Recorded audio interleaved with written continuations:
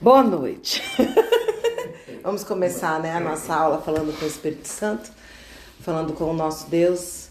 Amado Pai, nós estamos aqui nessa noite, chegamos diante de Ti para te agradecer por mais um momento que o Senhor nos dá na oportunidade de sentarmos e compartilharmos de conhecimento bíblico. E te pedimos, Espírito Santo de Deus, que o Senhor nos ensine, como diz a Tua Escritura, que o Senhor é aquele que nos ensinaria tudo que nós precisamos, abre o nosso entendimento, nos ensina no caminho, nos guia, nós te pedimos, e que neste momento, nesta aula, tudo seja conduzido pelo Teu Espírito Santo e sejamos esclarecidos e entendidos no Senhor, que verdadeiramente brote em nós o desejo de conhecer mais de Ti, mais da pessoa do Espírito Santo e sermos cheios do Espírito Santo.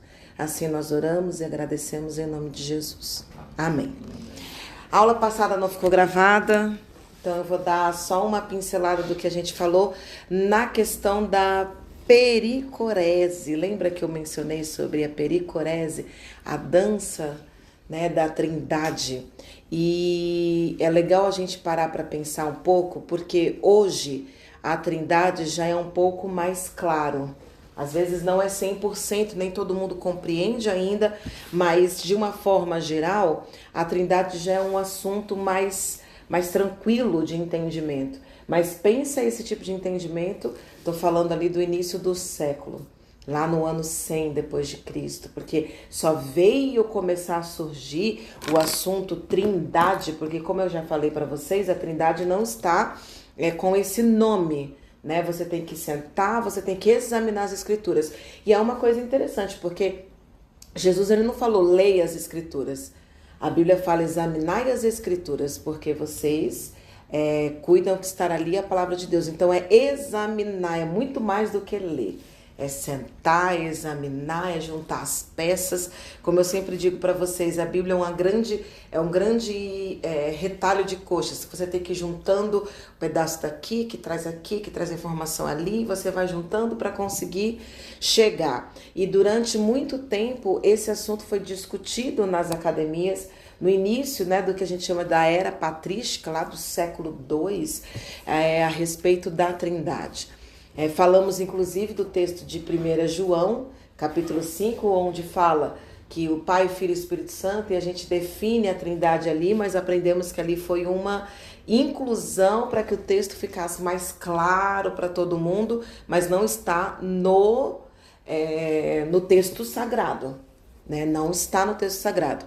Uma coisa que o professor falou que eu achei interessante, que eu tinha um entendimento, mas não sabia explicar. Por que a gente, por exemplo, escreve nas Bíblias assim? Porque antigamente não podia, Era tido como, o texto sagrado, não pode escrever. Aí ele estava falando que, na verdade, o texto sagrado é o original. O que nós temos são traduções. E nas traduções tem algumas mudanças, algumas adaptações, para tentar fazer com que o texto fique mais fácil para a gente. Por isso que acaba sendo liberada a escrita. Eu falei, meu Deus, se não fosse isso, eu já estava ruim. Porque a minha Bíblia é toda escrita, toda marcada, enfim. Mas voltando para cá, a gente já aprendeu isso, só tô dando uma recapitulada pro pessoal que tá em casa. Mas vamos ver como foi a forma que os patrísticos, o início da igreja, ela achou para explicar sobre essa doutrina trinitária, Fala assim, que a doutrina trinitária ensina que Deus é um só, mesma substância, mesma forma, o mesmo Senhor, o mesmo Deus, o mesmo tudo.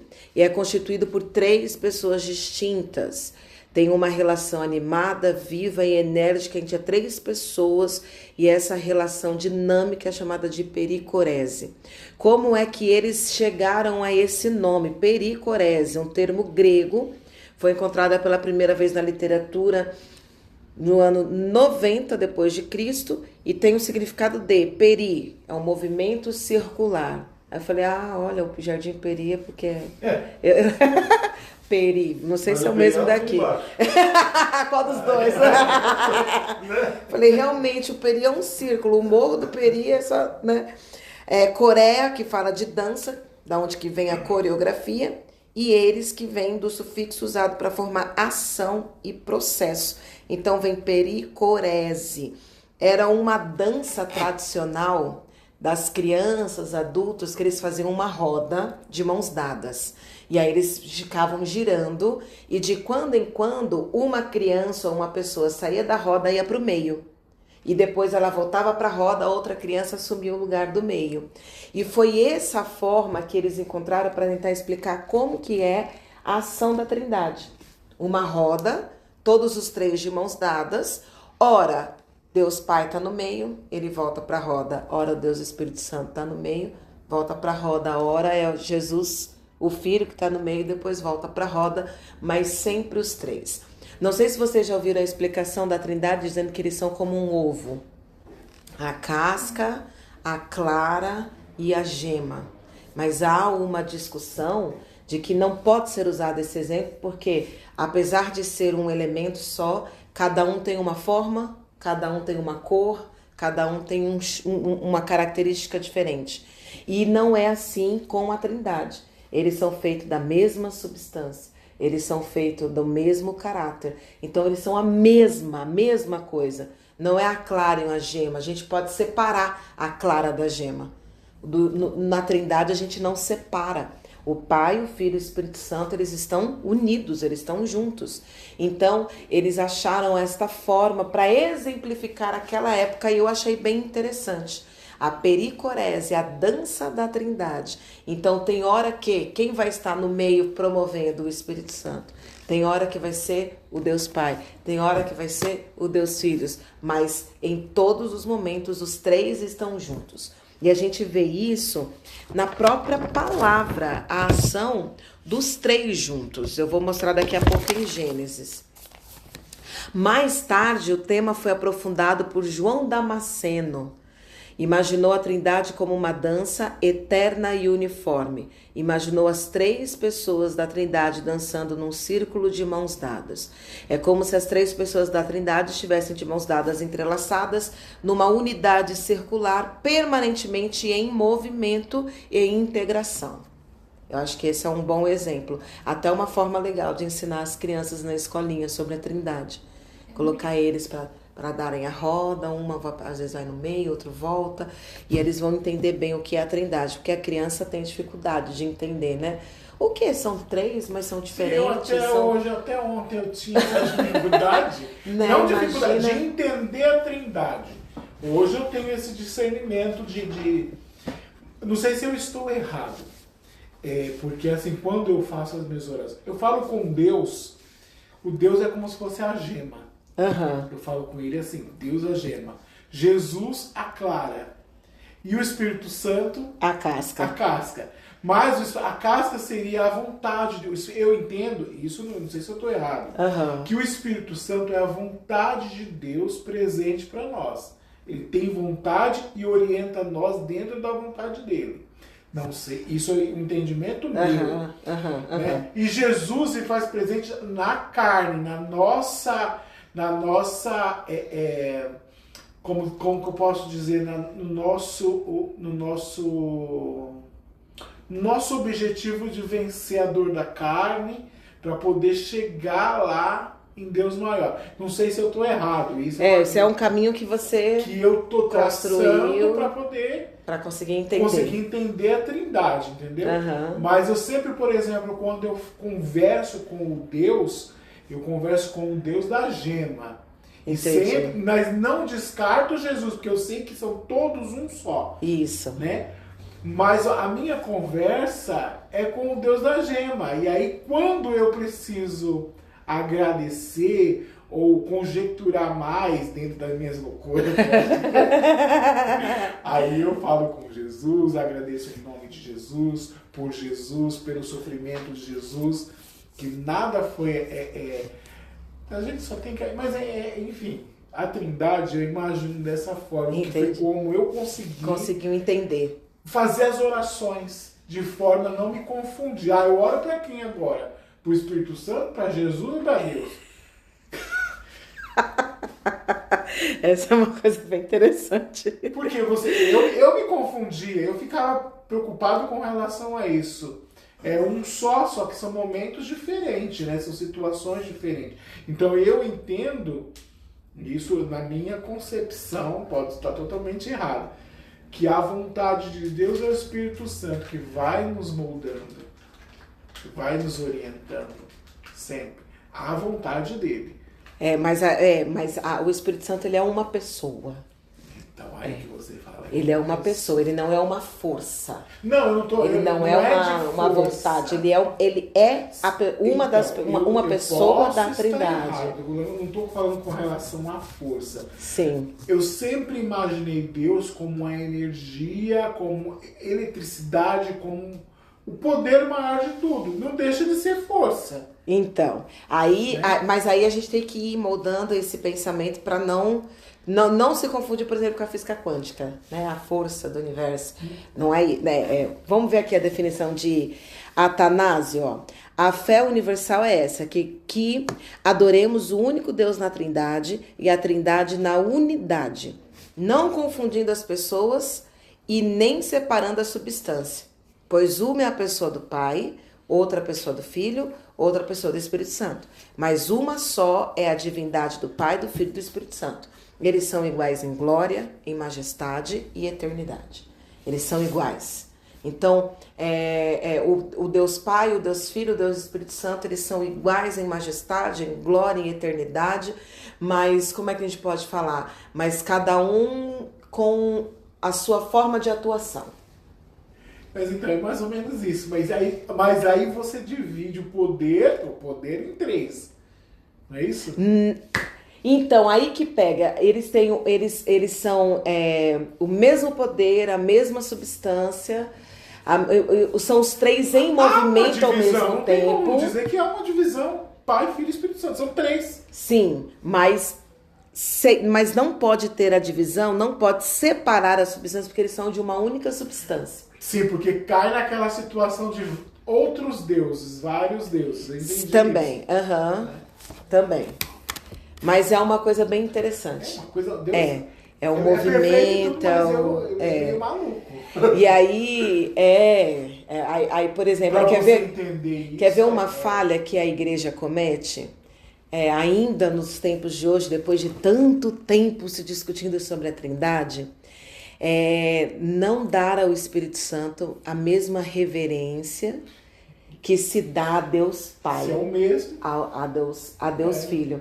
Eu estava estudando a lição de hoje, eu estava pensando nisso. O Pro falou que é uma loucura quando a pessoa quer dar ordem ao Espírito Santo. E eu fiquei lembrando das músicas. Nas músicas a gente fala com Deus, fala com Jesus de uma forma, mas o Espírito Santo Aí eu lembrei daquela, vem Espírito de Deus. A gente, vem, parece que você está mandando que o Espírito Santo venha. Você está mandando que o Espírito Santo faça. Espírito Santo agora, batiza essas pessoas. Como se tivesse poder sobre o Espírito Santo. Aí é aquela loucura, se você não pode dar ordem a anjo, quem dirá o Espírito Santo? Eu falei, meu Deus, que coisa maluca. E a igreja, principalmente na parte dos pentecostais, caem nessa loucura de às vezes querer dar ordem ao Espírito, dar sugestão de como o Espírito Santo tem que fazer, porque leu lá em Atos dos Apóstolos que os apóstolos colocavam as mãos e o Espírito descia, mas o Espírito Santo agia, não eram os apóstolos que mandavam, ó, Espírito Santo, agora batiza essa pessoa. É doideira, né? E é uma coisa que precisa ser trabalhada, essa mesma reverência ao Espírito Santo, a mesma reverência a Deus, a mesma reverência ao Filho, porque eles são um único. E principalmente o Espírito Santo que está definido na Bíblia, eu não sei qual é a passagem, a senhora me corrige, sabe? Que a única situação humana que não se tem perdão é a blasfêmia contra o Espírito Santo. Então você imagina, isso é muito forte. Eu vou mandar o Espírito Santo fazer e acontecer na minha vida? Como assim, né? É muita soberba. Muita soberba humana. Mas é que a senhora não falou do mesmo dia, para nós ter cuidado nas músicas. Mas sabe que tem música que já tá. Não tem uma pessoa. Tem algumas coisas que se já vem automático. Não, eu sou muito chato com relação a isso, principalmente músicas gospel. Eu vou dizer o fundamental assim para minha conversão, o que Deus me tocou foi justamente na música. Ele veio, ele me tocou na música. Olha, essa música, eu comecei a ouvir gospel, falei, gente, que perfeição, algumas músicas. Mas tem umas que eu falo, não é possível um troço desse. Como que cantam dizendo que tá louvando a Deus? Ultimamente, o inimigo ele é muito sagaz, né? Ele foi entrando enraizando dentro do cenário gospel por conta da avareza, porque é um cenário que gera. E aí começou-se a produzir aquilo que as pessoas querem ouvir, né? Existem louvores, músicas, que são até boas para que você ouça na sua casa, para você vai ajudar você a desabafar, a chorar, pode ter ali aquele momento, até porque a gente encontra no livro de Salmos, vários salmos falando da dor da alma, vem me socorrer, esse tipo de coisa. Mas não pode ser classificado como um louvor a Deus. É um momento seu que você está ali orando, falando com Deus. E aí as pessoas usam como se fossem um louvor a Deus. E aí o inimigo foi entrando de pouquinho e tá bagunçando todo esse cenário. Hoje é muito difícil você encontrar um louvor cristocêntrico, onde você realmente vai só adorar a Deus e não fale de coisas humanas, das minhas necessidades, esse tipo de coisa. Das minhas vontades. E aí é bem complicado. Mas voltando à situação da Trindade, veja o que Jesus pede em João capítulo 17, versículo 20. Não peço somente por estes, mas também por aqueles que vierem a crer em mim, por meio da palavra que eles falarem, a fim de que todos sejam um. E como tu, ó Pai, está em mim e eu em ti, também eles estejam em nós, para que o mundo creia que tu me enviaste. Então esse sempre foi o grande pedido de Jesus, que assim como eles são um, aqui ele não traz a pessoa da Trindade, mas a gente entende que está inserido aqui, eles são um, assim também nós sendo um com Deus, da mesma essência, do mesmo caráter e tudo mais. E olha que coisa interessante, lá em Gênesis, a gente já vai ver a manifestação da Trindade de uma forma um pouco escondida, por isso você tem que examinar as escrituras, né? Em Gênesis 17, o Moisés relata que quando Abraão atingiu a idade de 99 anos, o Senhor apareceu a ele e disse, um só, como se fosse um só Deus, um único, né? Mono. Aí no 18, vem de novo a aparição do Senhor, olha que interessante. E o Senhor apareceu a Abraão nos carvalhais de Mamre, quando ele estava sentado à entrada da tenda, no maior calor do dia. Abraão levantou os olhos e olhou, e eis que 3 homens estavam de pé. Então ali ele aparece um, aqui ele aparece um, porque a Bíblia fala o Senhor apareceu, não coloca os senhores, ele deixa bem claro, registrado, o Senhor apareceu, mas quando Abraão olha, ele vê 3. Ali a gente já vê a manifestação da Trindade. E interessante que, ao vê-los, olha, Abraão não tinha teologia, não tinha o Espírito Santo, não tinha nada. Mas ao vê-los, vem no plural. Abraão, da porta da tenda, sai ao encontro deles, prostra-se em terra e diz, Senhor meu. Não fala senhores meu. Senhor meu. Apesar dele estar vendo 3, o Espírito Santo testifica que aqueles 3 que ele vê é um só. É um só Senhor. Aí a gente já vê em Gênesis, em Abraão, a manifestação. Porque a gente tenta entender pelo nosso natural, né? Mas a gente não vai entender Deus nunca. Nunca. Já diz a canção, quem explica Deus? Manifesta, deixa eu só anotar aqui, manifestação da Trindade, aqui é muito interessante. Senhor meu, mesmo sendo 3, mesmo enxergando 3, ele reconhece como sendo um. Mas você sabe que a gente tem que começar a ter o hábito de ter esse entendimento. Que a gente não tem. Isso. Tem que ter o hábito de ter esse entendimento. E uma coisa que eu estava pensando, eu falei, meu Deus, porque muitas vezes a gente se preocupa muito em conhecer os dons, mas a gente não tem o conhecimento, a gente conhece o Deus Pai, a gente conhece muito e fala-se muito do Deus Filho, mas tem faltado a gente se interessar em conhecer o Deus Espírito Santo. E hoje é uma discussão que tá indo para esse rumo, né? Sobre o Espírito Santo, sobre os dons, sobre vontade, sobre o ensinamento do Espírito Santo. Eu venho acompanhando alguns pastores que estão nessa linha de entendimento. E a igreja precisa ser ensinada sobre a pessoa do Espírito Santo, porque só assim a gente vai entender. E é importante, porque lá na passagem do batismo de Jesus, Deus, né, fez questão de que fosse escrito a manifestação da Trindade. E não são pessoas distintas, como é que eu posso dizer? E não é assim, Deus que assume a forma de pai, Deus que assume a forma de filho, e Deus que ora assume a forma do Espírito Santo. Não é assim. Eles são três. Tanto que no batismo tem o Filho sendo batizado, a voz do Pai falando e o Espírito Santo descendo em forma de pomba. Então a gente vê que os três, eles coexistem, coabitam, são juntos. Não são... assim, já pensou se tivéssemos poder, hoje eu tenho a forma de Vivian, aí amanhã eu tô na forma de outra coisa. Não é assim, é coexistindo juntos, sendo um. Olha que coisa. Meu Deus, nos dá entendimento a cada dia e abre o entendimento da igreja para que eles entendam sobre isso. Aí vem isso aqui, eu quero ler para vocês.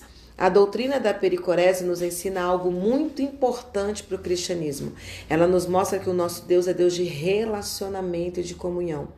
Então não pode a pessoa cheia do Espírito Santo querer viver sozinha, isolada ou não ter comunhão com os irmãos.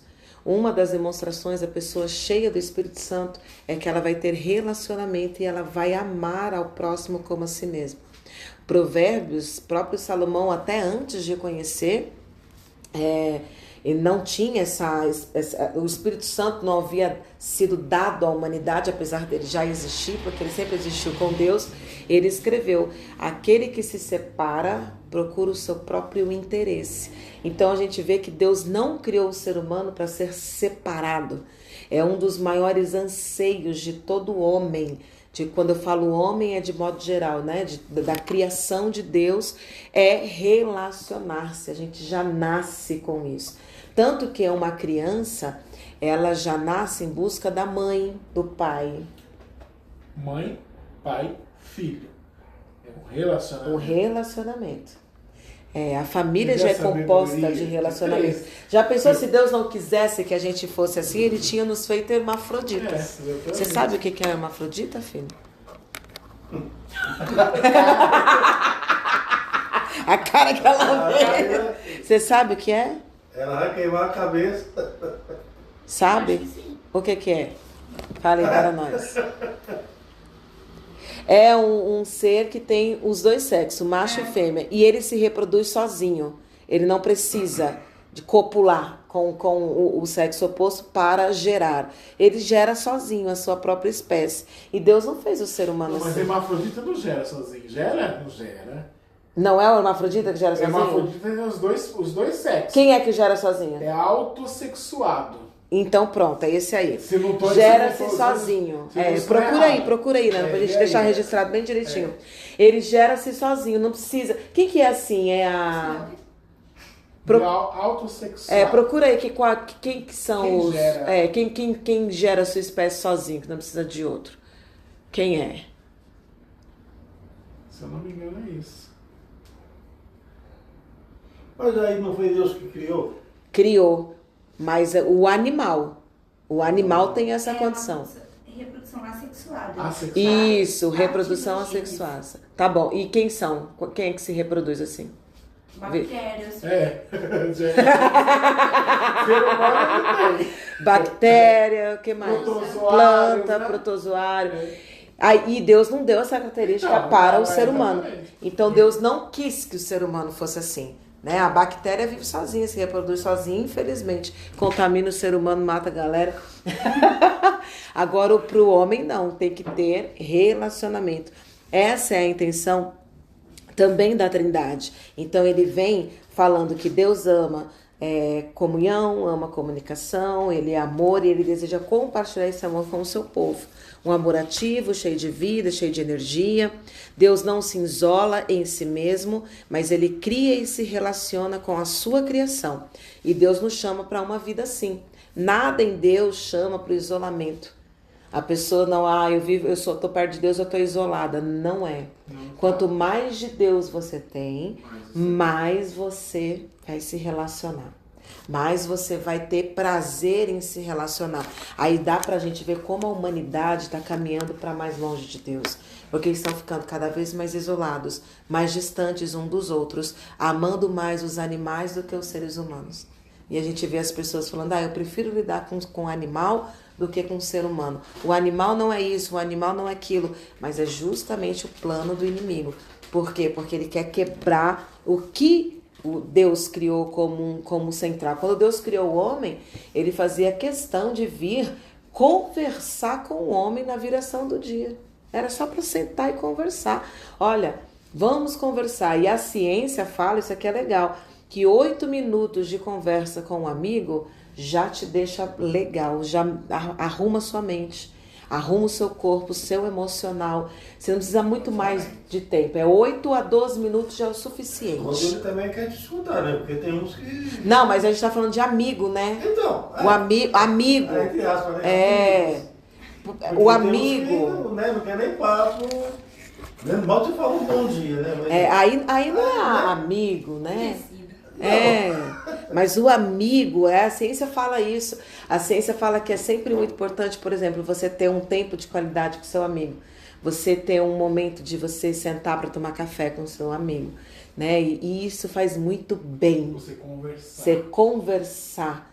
Você trocar ideias. Principalmente se falar sobre Jesus, sobre... Aí é melhor ainda, que a conversa é edificante, né?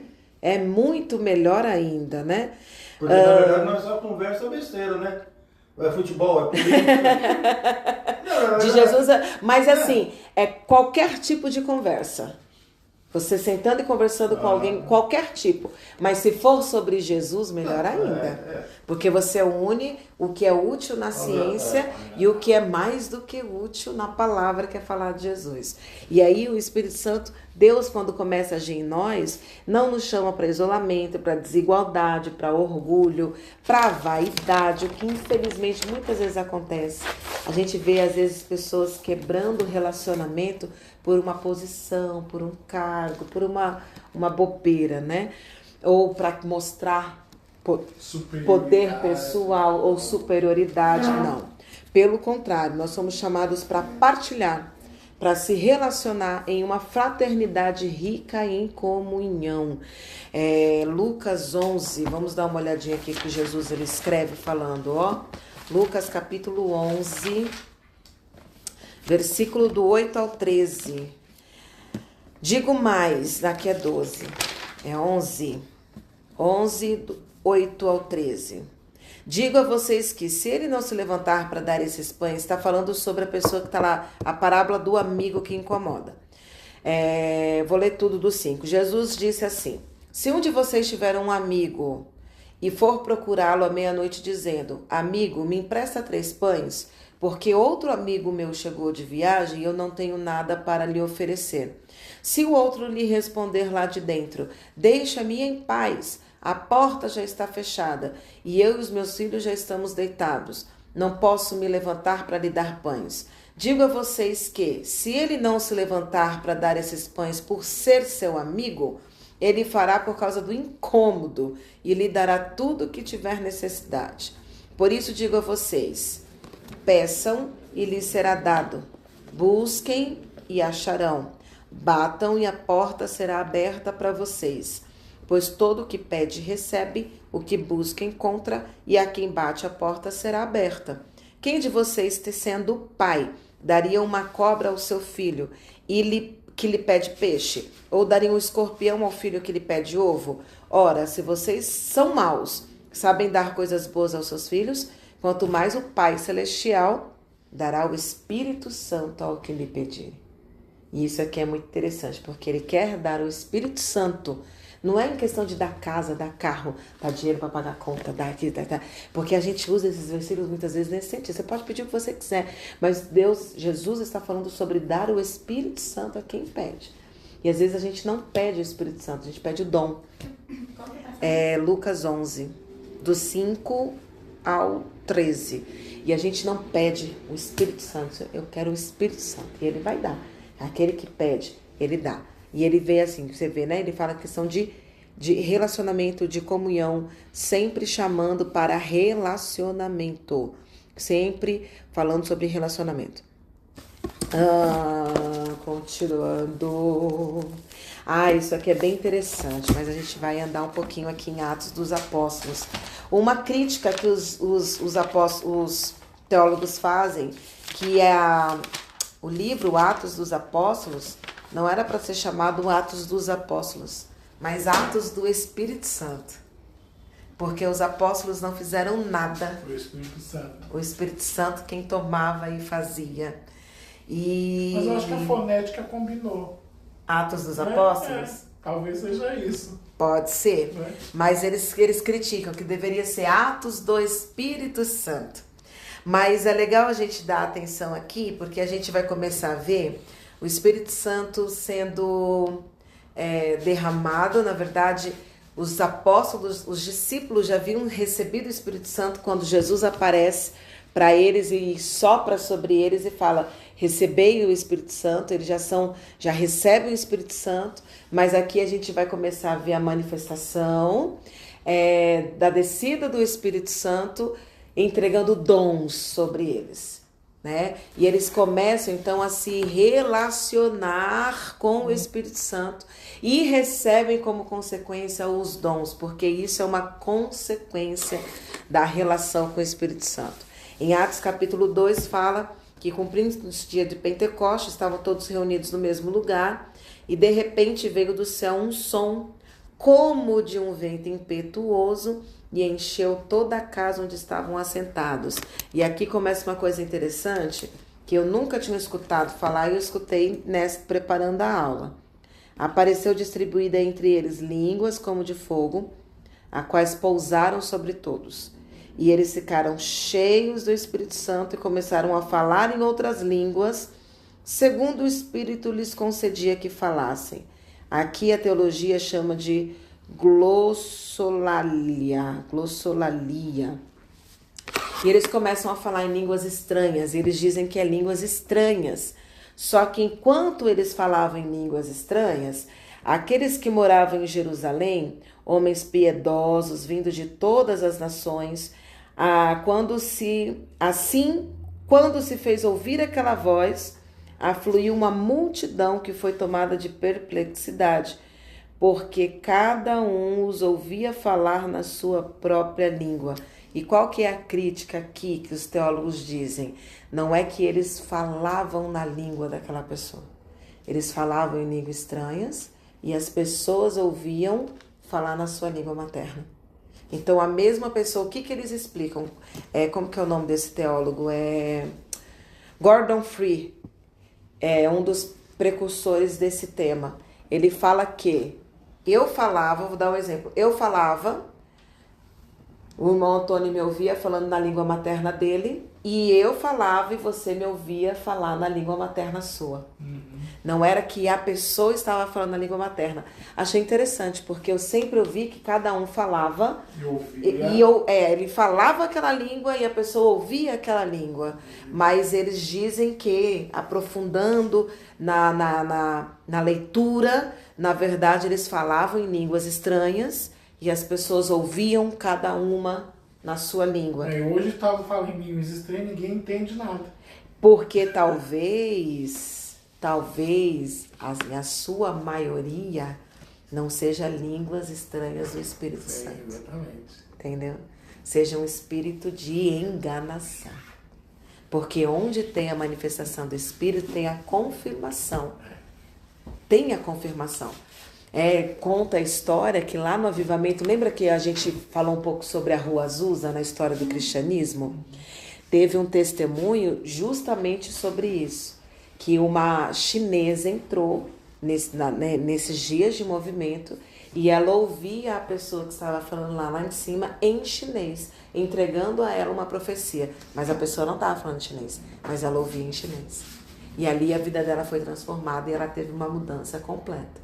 E existem vários relatos no decorrer da história dessa maneira, né? Dentro da nossa igreja, o que acontece? O nosso ministério, ele prefere não dar muita ênfase a esse tipo de coisa, para não gerar mal entendimento ou até idolatria a respeito disso. Mas tem.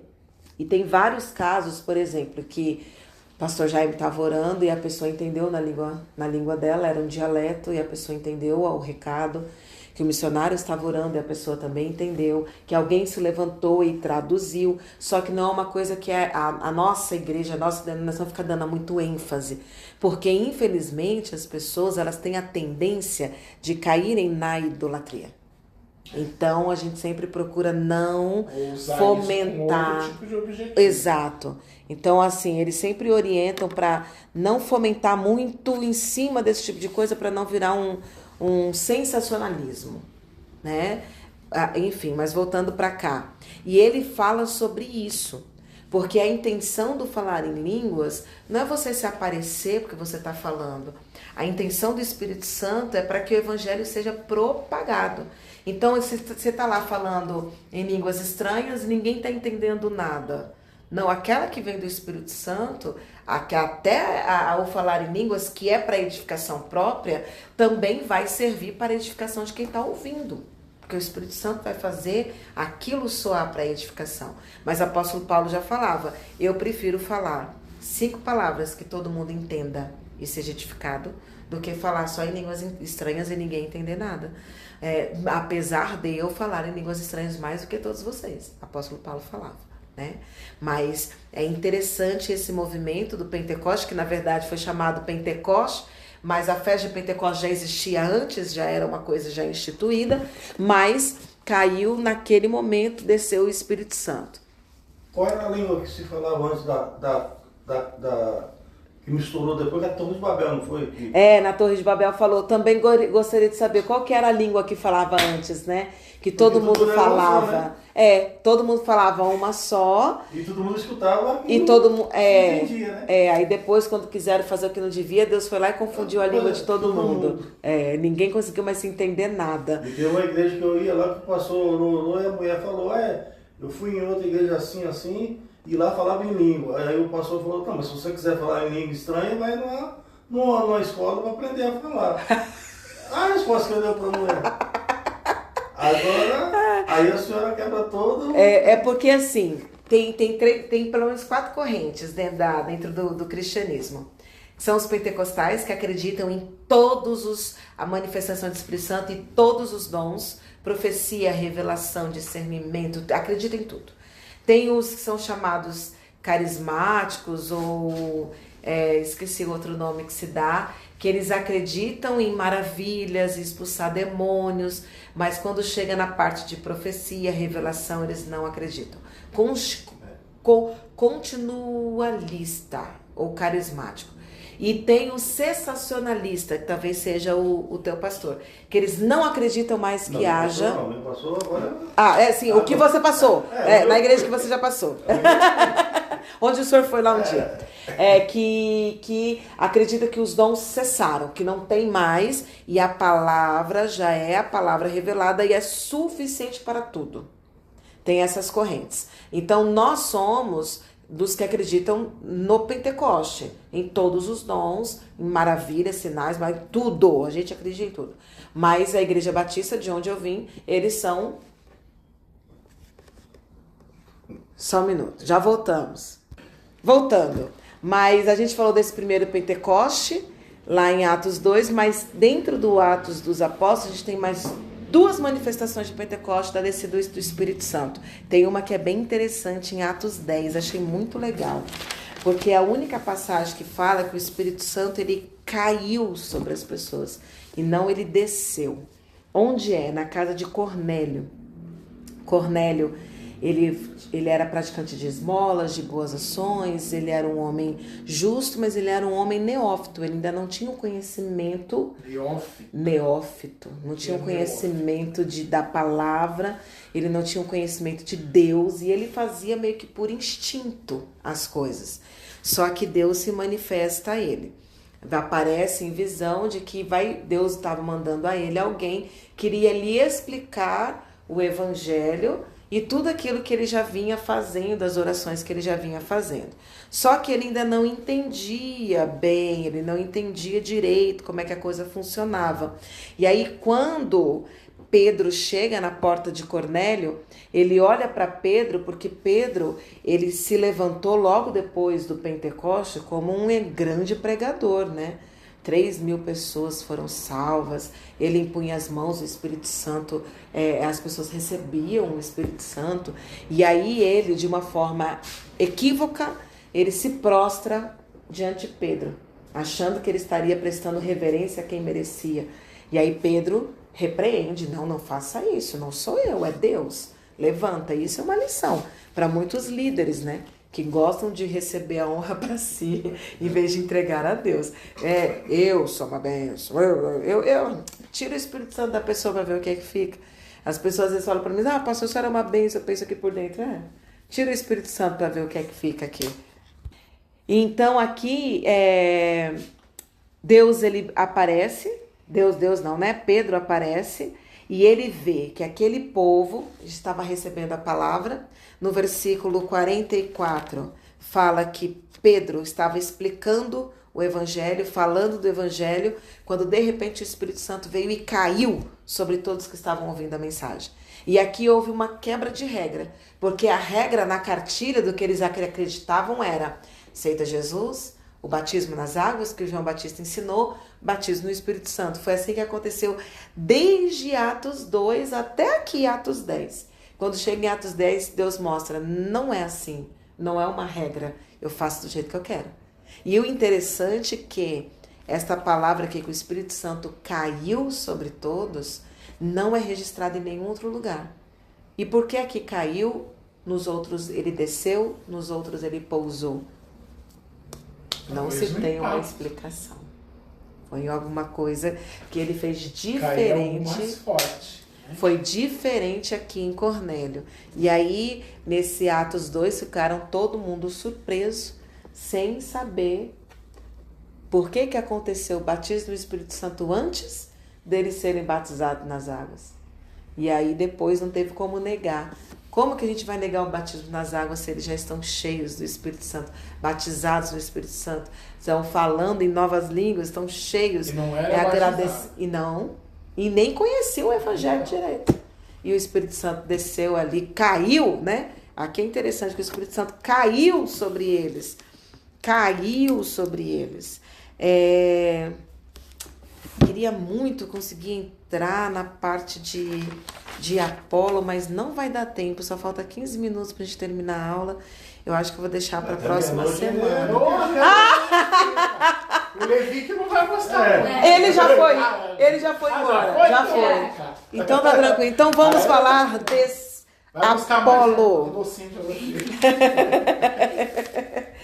Aqui de Apolo é bem interessante porque mostra mais ou menos o que acontece com o Espírito Santo conosco.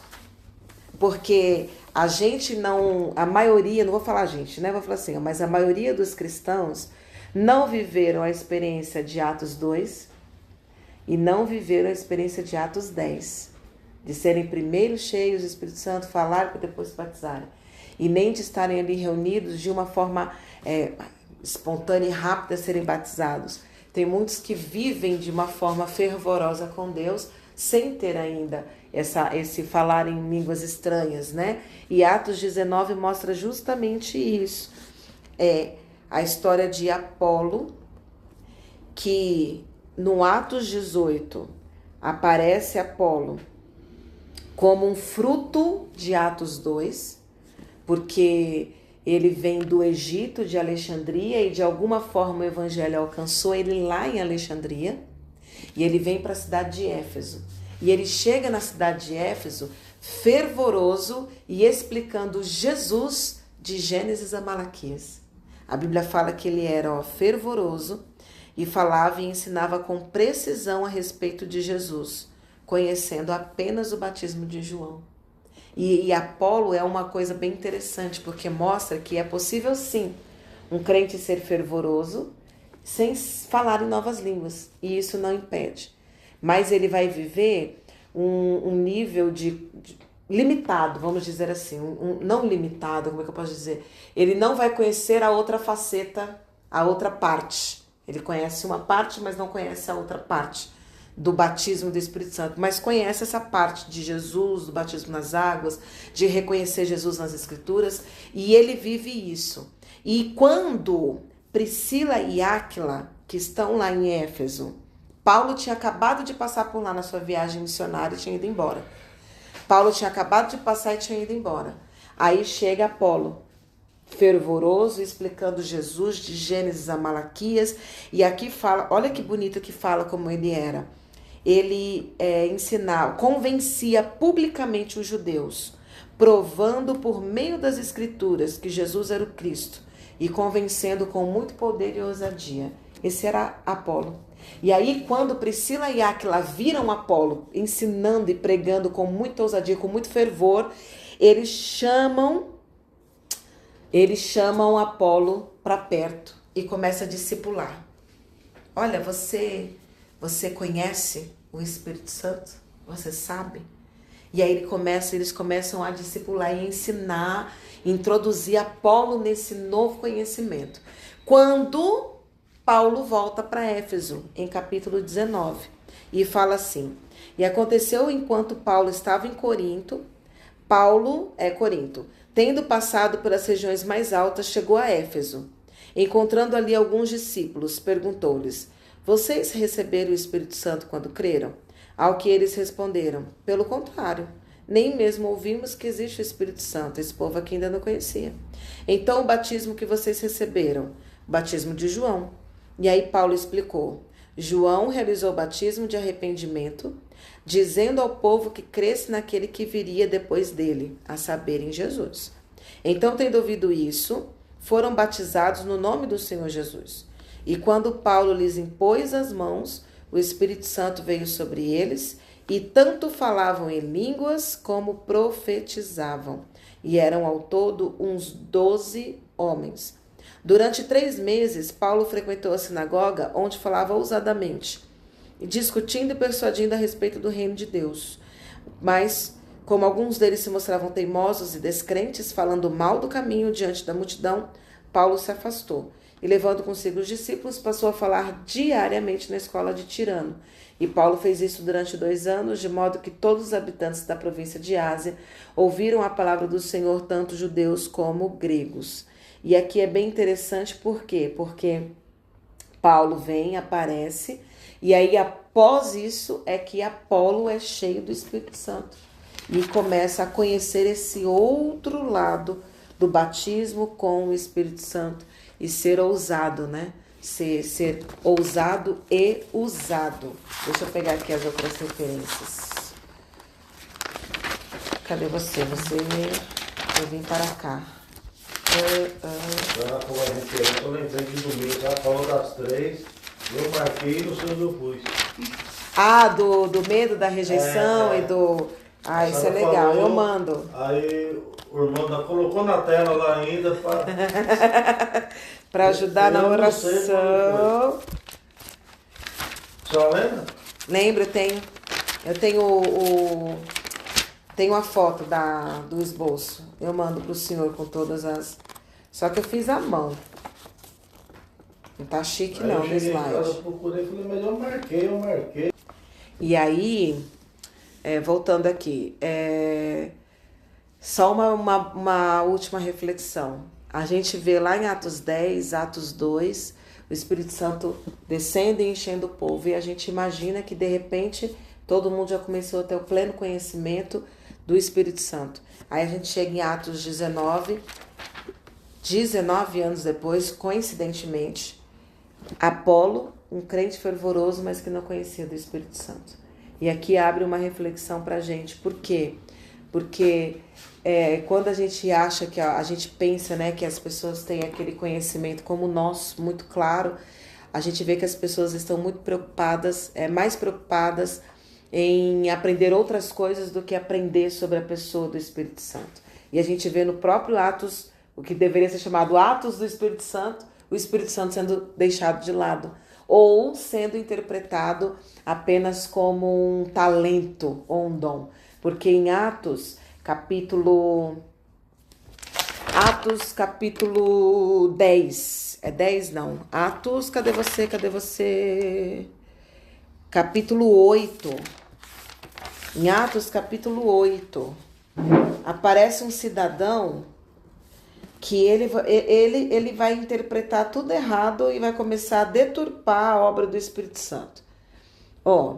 Atos capítulo 8, fala que havia na cidade um homem chamado Simão, que praticava artes mágicas e deixava o povo de Samaria todo admirado. E aí ele aceita ao Senhor Jesus, ele larga as práticas com a evangelização de Filipe e ele é batizado no Espírito Santo. E ele vem, fala, o próprio Simão abraçou a fé e foi batizado no Espírito Santo e começou a acompanhar de perto a obra que a igreja fazia. Nisso que ele está acompanhando e vendo, ele se depara com Pedro e João impondo as mãos e fazendo as pessoas serem cheias do Espírito Santo. E ele fica maravilhado quando ele vê aquilo. E aí você vê como a coisa não é de hoje, né? Essa questão das pessoas quererem trazer as coisas lá do mundo para dentro da igreja. Aí ele vê aquilo acontecendo e ele fica maravilhado, porque antes ele era um encantador, um mágico. Agora ele não usa mais da mágica, agora ele tá no evangelho. Só que dentro do evangelho tem algo que parece mágico, que deixa ele inebriado.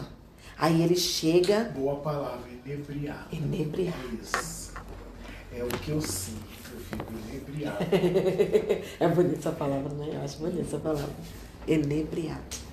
E é quase, filha, é mais ou menos o mesmo conceito. Você fica vislumbrado, né? Inebriado. Você fica vislumbrado, você fica contemplativo, você fica extasiado. Não pode. Nossa, isso é uma coisa muito fantástica. Você fica assim. E aí, quando Simão viu que pela imposição das mãos as pessoas recebiam o Espírito Santo, ele chega e oferece: dê para mim também este poder. Porque eu também quero impor a mão sobre as pessoas para que elas recebam o Espírito Santo. E eu pago, eu tenho dinheiro. Eu tenho dinheiro, eu pago. Aí Pedro fica indignado. Por quê? Porque a gente está aqui em Atos 8, o Espírito Santo descendo e ele tentando deturpar a situação. E aí Pedro repreende, fala que vai ser destruído ele, o dinheiro dele, tudo junto, porque o que ele estava entendendo? Que ele precisava o poder do Espírito Santo na mão dele, quando na verdade nós precisamos estar na mão do Espírito Santo para sermos usados em poder.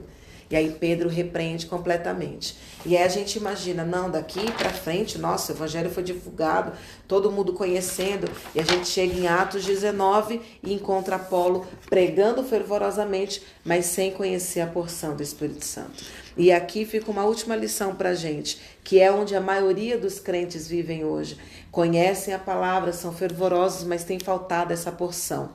Por que faltava? Porque Apolo não conhecia a pessoa do Espírito Santo.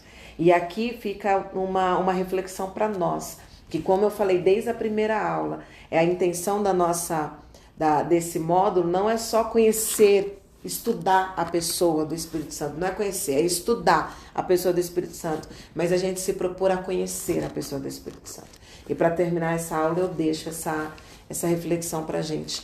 Vamos nos esforçar em querer conhecer quem é o Espírito Santo. Eu gosto muito de uma canção, eu quase não canto ela aqui, mas é uma das minhas favoritas em letra. Ela fala assim: me faz te conhecer, transforma a minha vida, faz os meus olhos verem o que eu ainda não vi ainda. Eu gosto muito dessa frase. Não quero informações, se materializa em mim, ó Deus. Isso é muito forte. É um pedido muito forte. Eu não quero só conhecer, de ler a Bíblia, de estar aqui sentado, de vir de ônibus depois de um trabalho, um dia exaustivo, para sentar aqui e conhecer letras escritas, para ter a informação sobre. Eu quero isso na minha vida. Eu não quero esse Espírito Santo na minha vida. Eu quero esse poder que diz que na Bíblia tem. É uma coisa que a gente falou do começo. Falar em línguas estranhas, ter o poder do Espírito Santo, não é a pessoa. Mas quando a gente conhece a pessoa do Espírito Santo, isso aqui vai ser consequência, vai chegar em nós. Então não desistam de querer viver isso. Almejem de coração. Ah, não, eu estou bem como eu estou. Aí não vai gerar, não vai. Tem que ter o desejo. Senhor, Deus, Espírito Santo, tudo que o Senhor tem para mim, o Senhor pode me dar, eis-me aqui. Eu quero viver, eu quero ter essa experiência, eu quero poder saber do que as pessoas estão falando quando falam sobre isso. Eu quero sentir isso na minha vida. Não se conforme em não viver. Apolo pregava fervorosamente, mas quando conheceu do Espírito Santo, ele também recebeu.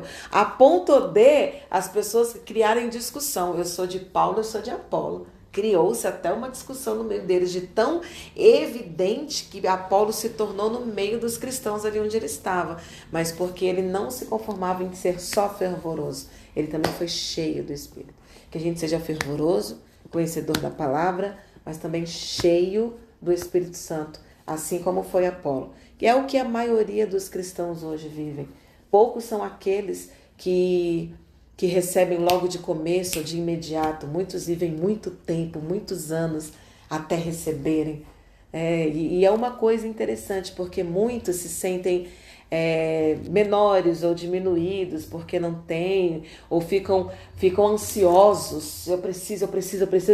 Não, você precisa conhecer a pessoa do Espírito Santo. O restante vai ser consequência do relacionamento da pessoa do Espírito Santo. E é um desafio, como a gente falou aqui no começo, a gente conseguir compreender Deus Pai, Deus Filho, Deus Espírito Santo, que dançam na pericorese, ora tá de mãos dadas, ora tá um dentro, ora tá outro, ora tá outro. Como é que isso funciona? Mas se a gente pedir, Deus, ele se mostra. Mas como a senhora falou, que a gente, o ser humano, é pra onde, né? É o nosso... Eu sei que eu quero estar no meio dessa ciranda. Eu só sei que eu quero dar a mão também. Eu quero dar a mão, eu quero estar no meio. E isso é importante. A gente tem que almejar de todo o coração e querer viver isso, ser cheio do Espírito Santo. Não só fervoroso, porque Paulo era fervoroso. Ele era fervoroso. A gente precisa também ser cheio. Eu quero ser cheio, porque isso muda completamente a nossa vida. Muda completamente a nossa vida. Né? E que o Espírito Santo possa continuar nos guiando. Eu acho que a gente ainda vai ter mais umas 2, 3 aulas. Eu quero chegar a falar do fruto e a falar dos dons. Eu até salvei o vídeo, vou mandar para vocês, uma senhorinha, coisinha mais linda do mundo, pregando, acho que na Assembleia, e ela falava sobre isso. A gente vê muitas pessoas cheias dos dons, mas não conhecem o relacionamento com o Espírito Santo. Porque se relacionar com o Espírito Santo vai automaticamente mudar a nossa conduta e o nosso caráter. E tem muita gente cheia de dons. Essa é a transformação principal. E a mudança de caráter, ela vai se manifestar com a manifestação das características do fruto do Espírito. Então, a pessoa vai ter, e ela vai ter em ação, ela vai ser benigna, ela vai ser bondosa, naturalmente, ela vai ser amorosa, ela vai ter a paz. É isso que a gente viu na pastora Regiane, enterrou a mãe no sábado, mas no domingo ela estava em paz, pregando o evangelho, porque ela não fala que foi enterrada a mãe dela, o semblante dela não parece. Não parece que ela não foi transmitia. Parece que ela era uma convidada da senhora que veio passear em São Paulo e doou o seu tempo de estar aqui conosco. Era alegre, cantava, ela cantou e adorou. Não parecia que enterrou ninguém. Geralmente nós, seres humanos, quando enterra um parente, ainda mais uma mãe ainda, pessoa sente vários dias. Eu fiquei pensando, meu Deus, Né? será que eu terei essa reação quando chegar o meu momento? Não é assim, esse momento nunca vai chegar. Vai chegar. Vai chegar. Vai chegar um momento da minha vida que eu vou perder pessoas preciosíssimas para mim. Espero que eu orei um dia, que a gente vá todo mundo embora junto numa grande catástrofe. Que horror. Pois eu não quero isso. Morre todo mundo. Ninguém enterra ninguém. Ninguém enterra ninguém. Mas Então, vai chegar esse momento. Tá todo mundo reunido aqui na tenda. É porque eu sou um pouco dramática. Assim. Ai, eu Mas não gosto de sofrimento.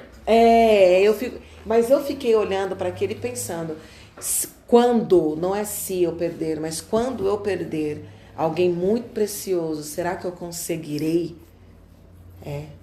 Só quando chegar o momento que a gente vai saber, porque né? É um baque grande, É né? muito grande. Olha, eu entreguei o meu tio e é incrível. Toda a data da morte dele, eu não lembro, mas o meu corpo lembra.